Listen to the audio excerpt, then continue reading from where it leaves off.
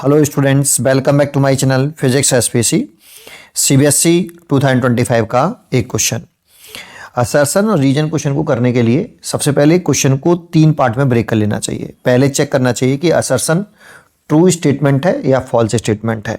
ऐसे फिर रीजन को चेक करिए कि वो स्टेटमेंट जो है वो करेक्ट है या ट्रू है या फॉल्स है।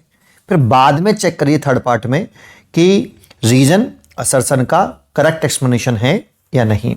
चलो देखते हैं, पहला असर्शन चेक करते हैं।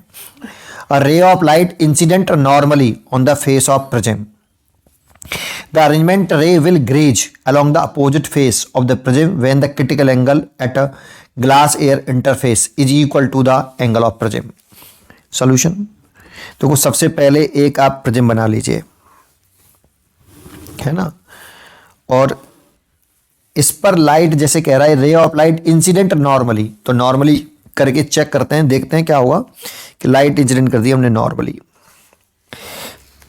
तो देखो इस सरफेस पर अगर हम ए बी वाले फेस पर नॉर्मल इंसिडेंट करेंगे तो नॉर्मल ऐसे, तो इंसिडेंस एंगल 0 हो जाएगा, क्योंकि इंसिडेंस एंगल इंसिडेंट रे और नॉर्मल के बीच बनता है।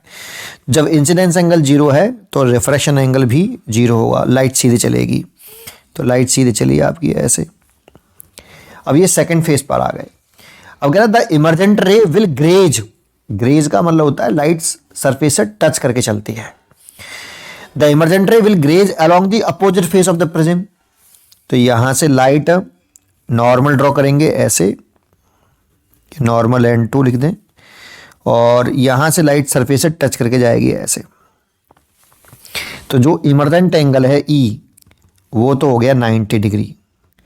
जानते हो जब भी लाइट डेंसर टू रेयर जाए और रेयर में बनने वाला एंगल 90 डिग्री हो जाए तो इंसिडेंस एंगल आपका क्रिटिकल एंगल के बराबर होता है। ये हमने प्रॉपर्टी पढ़ी है।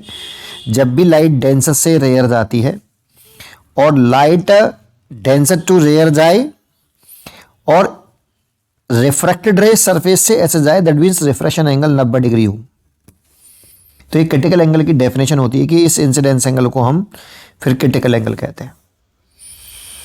तो इसीलिए ये वाला जो एंगल होगा ये क्रिटिकल एंगल होगा, जिसे हम R2 बोलते हैं प्रिज्म के अकॉर्डिंग, है ना। ये डेफिनेशन है क्रिटिकल एंगल की। जब भी लाइट डेंसर टू रेयर जाएगी, अगर रिफ्रैक्शन एंगल 90 डिग्री है तो इंसिडेंस एंगल क्रिटिकल एंगल कहलाता है। ठीक है, तो देखो यहाँ आपका लाइट डेंसर टू रेयर जा रही है और इमर्जेंट एंगल हो गया 90 डिग्री, तो ये क्रिटिकल एंगल होगा। ठीक, अब क्या कह रहा है कि when the critical angle at glass air interface is equal to the angle of prism, इसको बोलते हैं हम एंगल ऑफ प्रिज्म। तो ये बताओ, एक फॉर्मूला आपने पढ़ा होगा प्रिज्म वाले केस में, या ज्योमेट्री से भी कर सकते हैं, R1 + R2। ये फॉर्मूला पढ़ा है, या आप इसे ज्योमेट्री से भी कर सकते हो। तो A की वैल्यू तो A हो गई, और R1 की वैल्यू 0 है और R2 की वैल्यू C है। C is a critical angle, तो A बराबर C हो गया। तो देखो ये स्टेटमेंट ट्रू आ रहा है। कह रहा है the critical angle at glass air interface is equal to the angle of prism. तो देखो क्रिटिकल एंगल ऑफ प्रिज्म के बराबर आ रहा है। या आप इसे ज्योमेट्री से भी कर सकते थे, ऐसे ना करके। देखो इसके और इसके बिटवीन 90 डिग्री है और ये C है, तो ये वाला जो एंगल होगा ये 90 - C होगा, और ये 90 डिग्री है। तो किसी ट्राइंगल के तीनों एंगल का सम कितना होता है? 180 डिग्री। इसीलिए अगर इस ट्राइंगल को देखें अगर हम, तो इसमें 3 एंगल हो गए, A, दूसरा हो गया 90 डिग्री और तीसरा हो गया 90 - C बराबर 180 डिग्री होगा। 180 से ये 180 कट गया, तो A - C बराबर 0, तो A बराबर C। ऐसे कर लो ज्योमेट्री से, ये ज्योमेट्री से किया है। और ये आपने फॉर्मूला पढ़ा होगा प्रिज्म वाले केस में। तो इसका मतलब ये जो असर्शन है ये ट्रू है। अब चेक करते हैं कि जो रीजन वाला स्टेटमेंट है, ऐसा नहीं कह रहे कि ये इसका रीजन है, रीजन वाला स्टेटमेंट जो है वो ट्रू है या फॉल्स है, पहले ये चेक करें।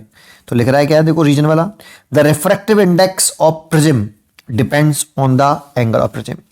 एक्चुअल में जो रिफ्रैक्टिव इंडेक्स है ना,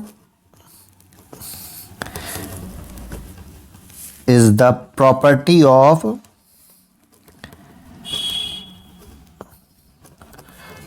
मटेरियल ऑफ द प्रिज्म होता है। Property of material of the prism. Refractive index जो है प्रिज्म के मटेरियल की प्रॉपर्टी है। एक्चुअल में ये मटेरियल की प्रॉपर्टी होती है। दैट मीन्स जैसे क्राउन ग्लास का प्रिज्म है तो उसका और एक फ्लिंट ग्लास का है, तो दोनों का मटेरियल्स डिफरेंट है, इसीलिए रिफ्रैक्टिव इंडेक्स डिफरेंट होगा। जैसे फ्लिंट ग्लास का जो रिफ्रैक्टिव इंडेक्स होता है ना, फ्लिंट ग्लास, उसमें वो ज़्यादा होता है क्राउन ग्लास के रिफ्रैक्टिव इंडेक्स से, है ना। इट इज इंडिपेंडेंट ऑफ किससे? Refractive index angle of prism से इंडिपेंडेंट है, मटेरियल की प्रॉपर्टी है वो, इसीलिए ये स्टेटमेंट आपका फॉल्स है। और ये इसका करेक्ट एक्सप्लेनेशन भी नहीं है। अरे फॉल्स ही हो गया तो करेक्ट एक्सप्लेनेशन कहाँ से होगा? इसीलिए सी चॉइस करेक्ट, कि असर्शन ट्रू और रीजन फॉल्स। पढ़ते रहिए और खुश रहिए।